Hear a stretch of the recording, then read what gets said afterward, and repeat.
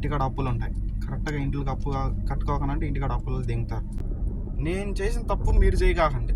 సోది లేకుండా ఒక ముక్కలో చెప్పేస్తా. హాయ్ ఫ్రెండ్స్, ఇండియాకి డబ్బులు పంపించేదానికి బ్యాంక్ కార్డుకి వెళ్తున్నా. నాకు జీతం ఎంత వచ్చిందో, ఎంత పంపిస్తానో మీరే చూడండి. ఇక్కడ ఖత్తర్లో ప్రతి ఒక్క డ్రైవర్ పరిస్థితి ఇట్లనే ఉన్నది. ఎవరో ఒక 100లో 20% బాగానే జీతాలు వస్తున్నాయి. ఫుడ్, రూమ్ అన్నీ బాగానే ఉన్నాయి. 80% డ్రైవర్లకి ఇదే తలకాయ నొప్పి. నాకు కరెక్ట్గా 2 సంవత్సరాలు ఇక్కడ నేను పనిచేసినప్పుడు, ఇక్కడ ఇంతకుముందు 2 సంవత్సరాలు ఇక్కడ పనిచేసినప్పుడు అదే జీతం. ఇంటికి పోయేసి 3 నెలలు ఉండేసి మళ్ళీ వచ్చిన, మళ్ళీ అదే జీతం. ఇప్పుడు మా కఫీలు కానీ ఏరే కఫీలు ఎవరైనా కానీ గట్టిగా అడగాలనుకున్నా కూడా అడగలేం. మనకంత ధైర్యం సరిపోదు ఇక్కడ. అర్థమైందా? ఇక్కడ మనం గట్టిగా అడగాలని అడగలేం. వాళ్ళు ఇస్తే తీసుకోవాలా, ఈ కన్నా ఉంటే గమ్మన అయిపోవాలి. ఏమన్నా గట్టిగా మాట్లాడినామంటే అవసరం లేదు వెళ్ళిపో అంటారు. మనకి ఇంటికాడ ఏ పరిస్థితులు అన్నీ బాగానే ఉంటే వాళ్ళు వెళ్ళిపోయినప్పుడు మన రోసం వచ్చి ఇంటికి వెళ్ళిపోవచ్చు. కానీ మనం అట్లా వెళ్ళిపోలేం కదా. ఎందుకంటే ఇంటికాడ అప్పులు ఉంటాయి, కష్టాలు, ఎన్ని కష్టాలు ఉంటాయంటే అన్ని కష్టాలు ఉంటాయి. అవన్నీ ఉన్నాయి కాబట్టే కదా ఇట్లా అరబీ దేశాలకు వచ్చి మనం బతుకుతున్నాం. అర్థమైందా? నేను చేసిన తప్పు మీరు చేయకాకండి. ఎందుకంటే ఇంతకుముందు నేను ఇంటికి పోయే ముందర మా ఓడిని జీతం పెంచు అని అడగకుండా పోయినా. అదే నేను చేసిన తప్పు. ఆ పొద్దే నేను అడుగుని ఉంటే, సరేలే నువ్వు పోయినాక నేను ఇస్తాలే అని ఉంటాడు గ్యారెంటీగా జీతం. అంతగానే 200 రియాలు 300 రియాలు పెంచుతా అని ఉంటాడు. ఆ పొద్దు నేను చేసిన తప్పు. నేనేమనుకున్నా, ఇక్కడికి వచ్చినాక ఆటోమేటిక్గా పెంచేస్తారులే అనుకున్నా. ఒకవేళ వచ్చి యువతలకు వచ్చి అడిగితే ఇచ్చారులే అనుకున్నా. అడిగితే మాదిరితో చెప్పాడు, సరేలే పర్లేదు అనుకున్నా. కానీ నా వర్క్ మాత్రం ఏ ప్రెషర్ ఉండదు. మేడం బాగా చూసుకుంటుంది, ముసలోడు మా వాడు బాగా చూసుకుంటాడు. ఇంతకుముందు 2 సంవత్సరాలు పనిచేసినా ఇంతవరకు నాకు కానీ మేడంకి కానీ మా ముసలోడికి కానీ ఇంతవరకు ఏ గొడవలు లేవు, ఏ గలాటలు లేవు. 2 సంవత్సరాలు చాలా సింపుల్గా ఫ్రీగా గడిచిపోయింది. ఎంత ఫ్రీగా అంటే అంత ఫ్రీగా గడిచిపోయింది. ఇంకా ఫుడ్ విషయం అడిగితే ఫుడ్ కూడా నచ్చలేదు. ఇంతకుముందు 2 సంవత్సరాలు ఏడే తిన్నా కదా, మేము చేసుకుని తింటాము, రూమ్లో తీసుకుని తింటాం అంటే అవసరం లేదు, నేను పని మంచిగా చెప్తాను, మీకు నచ్చినట్టు చేసి పెడతానులే అని కూడా చెప్పాడు. ఇంకా మంచిది. మనకు పని తక్కువ అవుతుంది కదా, మనకు ఏ టైంలో డ్యూటీలు పడతాయో మనకు తెలియదు.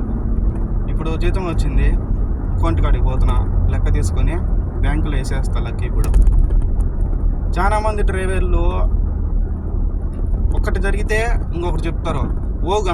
అన్నీ కొన్ని నిజాలు ఉంటాయి, కొన్ని అబద్ధాలు ఉంటాయి. సరేనా? నిజాలు మాట్లాడితే ఎవరికి నచ్చదు. సరేనా? నా లాంగ్వేజ్ మీకు ఏదైనా తప్పుగా అనిపించిందంటే నేనేం చేయలేను. నా లాంగ్వేజే ఇంత. సరేనా?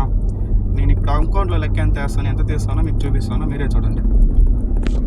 కరెక్ట్గా ఇక్కడ నుంచి నాకు అల్మీరాలో గల్ఫ్ ఎక్స్చేంజ్ ఉంటుంది. ఇక్కడ నుంచి కరెక్ట్గా 2 కిలోమీటర్లు ఉంటుంది అంతే, చాలా దగ్గర. అక్కడికి వెళ్ళి వీడియో ఆన్ చేస్తాను. సరేనా? ఇదే ఖత్తర్ లేకల్లా ఫ్రూట్ వెజిటేబుల్ మార్కెట్. చాలా అంటే చాలా పెద్దది. ఏం కావాలని ఇక్కడే దొరుకుతాయి. ఖత్తర్ వాళ్ళంతా వచ్చి ఇక్కడే తీసుకుంటారు ఫ్రూట్స్ ఎక్కువ. పెద్ద మార్కెట్, చాలా అంటే చాలా పెద్ద మార్కెట్. ఇక్కడే మనం అమౌంట్ పంపించేది. దానికన్నా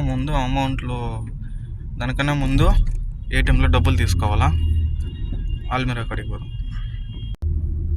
ఇదే ఆల్మీరా. ఖాళీగా ఉండదు, కారు పార్కింగ్ చేద్దాం. నేను ఈడ QNB అకౌంట్ చేయించుకున్నా. ఇక్కడ నేను చేయించుకునింది నాకు 5,000 రియాలు ఖర్చు అయింది. ఈ 5,000 రియాల్లో నేను మేడం కాడ తీసుకొని చేయించుకున్నా. ఇక్కడ డ్రైవర్లు కూడా చేయించుకోవచ్చు, కావాలంటే చేయించుకోండి.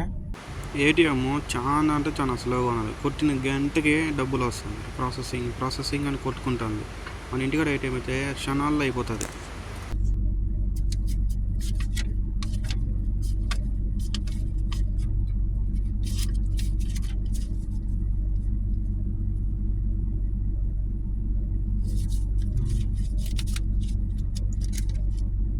మొత్తం కలిసి 1,500 రియాలు.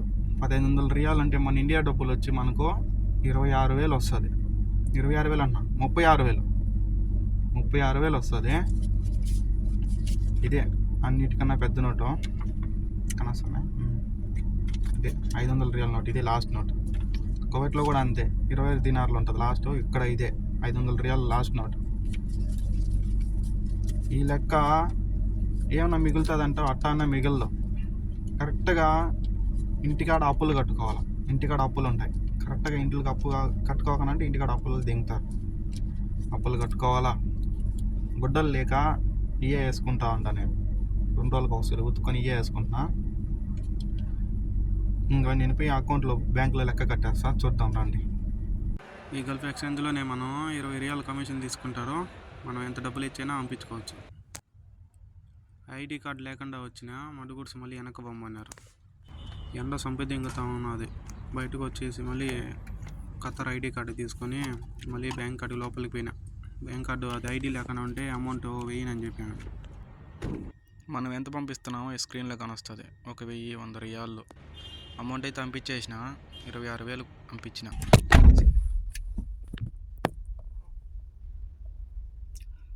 అకౌంట్లో లెక్కైతే పంపించేసిన. 26,000 పంపించేసిన. ఇది అప్పు కట్టేదానికి పంపించిన. ఓకేనా. ఇంటికాడ అప్పులు ఉంటేనే మనం వీటికి వస్తాం, సరేనా. ఏ కష్టం లేకుండా ఎవరు గల్ఫ్ దేశాలకు ఎవరు రారు. కష్టాలు ఉంటేనే వస్తారు, పని చేసుకుంటారు, డబ్బులు తెచ్చుకుంటారు, సరేనా. అమౌంట్ అయితే పంపించేసిన. 35,000 మన చేతిలో ఈజీగా వస్తుంది. ఇదే డబ్బులు మన ఇండియాలో సంపాదించుకోవచ్చు కదరా అనొచ్చు. ఇదే డబ్బులు ఇంటికాడ సంపాదించవచ్చు, ఇంతకన్నా ఎక్కువ సంపాదించవచ్చు. కానీ మన కాడ నిలబడదే, తిరుగుళ్ళు ఎక్కువ కదా మనకు. వీడియో నచ్చితే మాత్రం లైక్ కొట్టండి, సబ్స్క్రైబ్ చేయండి, సరేనా. లేకుంటే వద్దు. థ్యాంక్ యూ చూసినందుకు. బాయ్.